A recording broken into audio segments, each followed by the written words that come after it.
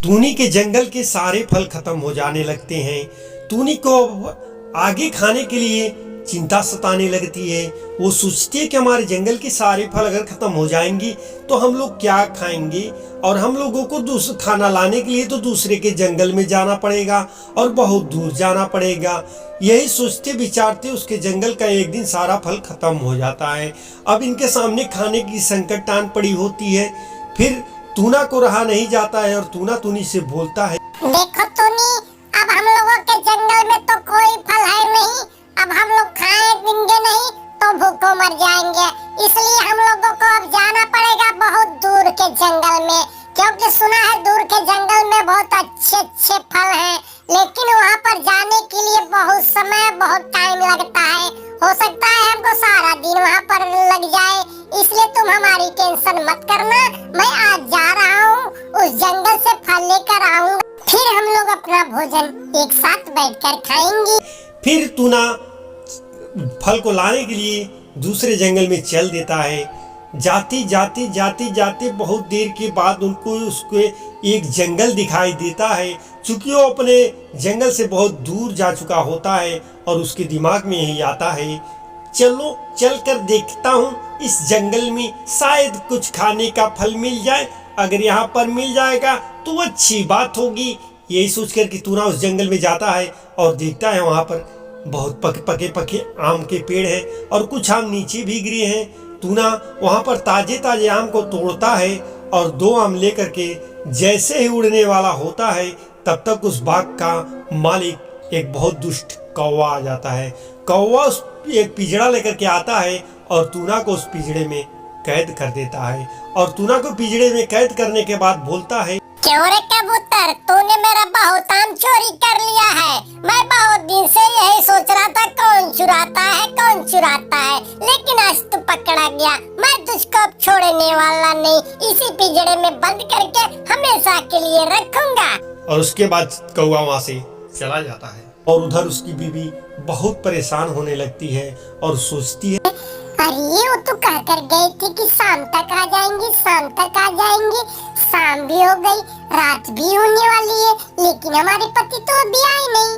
लगता है कहीं को किसी मुसीबत में तो नहीं फंस गए हैं। फिर वो बेचारी किसी तरह रात को इंतजार करते करते गुजार लेती है। उसके बाद सुबह वो उठ करके एक महात्मा के पास जाती है। महात्मा से बोलती है, गुरुजी, मैं बहुत परेशान हूँ। मेरे पति फल के लिए लाने के लिए दूर के जंगल में चल गए और मुझसे बोलकर गए थे कि मैं शाम तक वापस आ जाऊंगा, लेकिन गुरुजी सारा दिन मैं इंतजार करती रही, रात भी पूरी बीत गई, मेरे पति घर पर नहीं आए हैं। मुझको बहुत डर लग रहा है, कहीं उनके साथ कोई अनहोनी ना हो गई हो।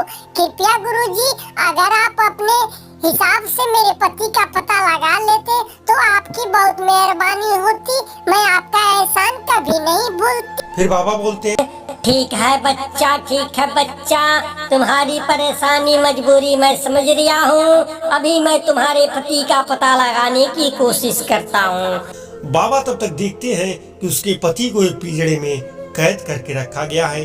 फिर टूनी चिड़िया से बाबा बोलते हैं, बच्चा, तुम्हारे पति को किसी ने पिंजड़े में कैद करके रख लिया है।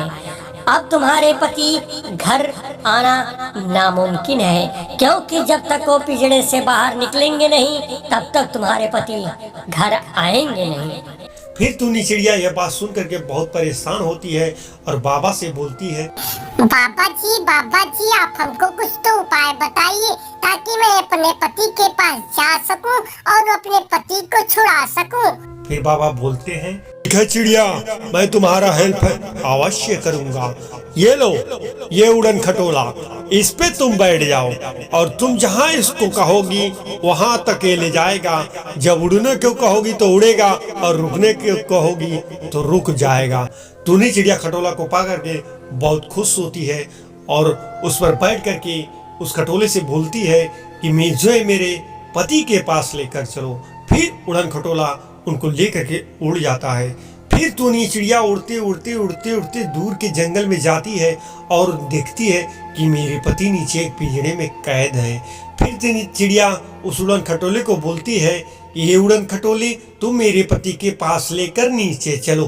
फिर उड़न खटोला नीचे आता है और उसके पति के पास उसके बाद टुनी देखती है कि वहाँ पर कोई दिखाई नहीं देता, मेरे पति अकेले पिंजरे में पैक बंद होते हैं। फिर टुनी चिड़िया झट से उस पिंजरों को हटाती है और अपने पति को बाहर निकालती है। बाहर निकालने के बाद तुरंत उस छतरी पर बैठाती है उड़न खटोले पर और तुरंत लेकर के उड़ जाती है और उड़ते उड़ते अपने घर चली आती है।